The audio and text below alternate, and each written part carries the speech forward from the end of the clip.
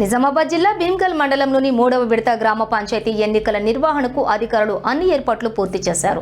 మండల ప్రజా పరిషత్ కార్యాలయంలో ఎన్నికల సామగ్రిని సిద్ధం చేసి పంపిణీకి రంగం సిద్ధం చేశారు. ఎలక్షన్ స్పెషల్ ఆఫీసర్ మరియు ఎంపీడీఓ గంగుల సంతోష్ కుమార్ ప్రత్యేక సమావేశం నిర్వహించి ఎన్నికల విధి విధానాలను వివరించారు. పోలింగ్ సిబ్బందికి అవసరమైన సూచనలు చేస్తూ ప్రశాంత వాతావరణంలో ఎన్నికలు జరిగేలా చర్యలు తీసుకుంటున్నట్లు అధికారులు తెలిపారు. మండలంలోని అన్ని మండలాల్లో అన్ని గ్రామాల్లో సజావుగా పోలింగ్ నిర్వహించేందుకు పోలీస్ శాఖతో సమన్వయం చేసుకుంటూ భారీ బందోబస్తు ఏర్పాట్లు చేసినట్లుగా వెల్లడించారు.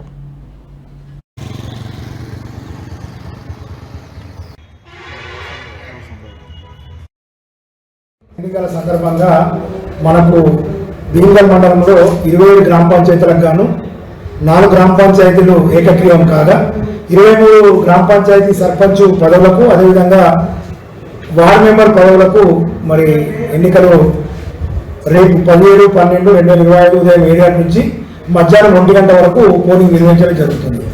మనం మొత్తం దీనికి 218 పోలింగ్ స్టేషన్లు ఏర్పాటు చేయడం జరిగింది.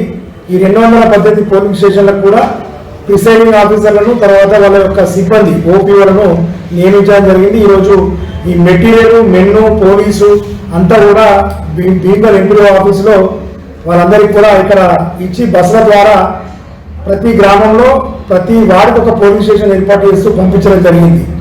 మరి దీంతో పాటు ప్రజలు గమనించాల్సింది ఏంటంటే పోలింగ్ అనేది ఉదయం 7 గంటల నుంచి మధ్యాహ్నం 1 గంట వరకు మాత్రమే ఉంటుంది. మధ్యాహ్నం 2 గంటల నుంచి కౌంటింగ్ స్టార్ట్ అవుతుంది కాబట్టి మీరు ఉదయం పూటనే మరి పోలింగ్ కోసం వెళ్ళాలని చెప్పి ఒకసారి విజ్ఞప్తి చేస్తున్నాం. అదేవిధంగా కౌంటింగ్ సంబంధించిన విషయాన్ని చూసుకుంటే మధ్యాహ్నం 2 గంటల నుంచి కౌంటింగ్ స్టార్ట్ అవుతుంది. ముందుగా ఒక్కొక్క వార్డు 1 వార్డు 2 వార్డు వారీగా మనము కౌంటింగ్ చేస్తాము. దాని తర్వాత అన్ని వార్డులు పూర్తయిపోయిన తర్వాత సర్పంచ్ యొక్క బ్యాలెట్ పేపర్ లెక్కబెట్టి మరి ఎవరు విజేతలో నిర్ణయించడం జరుగుతుంది. దాని తర్వాత ఈ వార్డు మెంబర్లకు సర్పంచ్లకి ఉప సర్పంచ్ ఎన్నికలకు సంబంధించిన నోటీస్ ఇచ్చి అదే రోజు అన్ని పూర్తయిపోయిన తర్వాత వార్డు మెంబర్ ఎన్నిక సర్పంచ్ ఎన్నిక తర్వాత ఉప సర్పంచ్ ఎన్నిక కూడా పూర్తి చేసి సర్పంచ్ వార్డు మెంబరు ఉప సర్పంచ్ ఎన్నికను డిక్లేర్ చేయడం జరుగుతుందని చెప్పి తెలియడం జరుగుతుంది.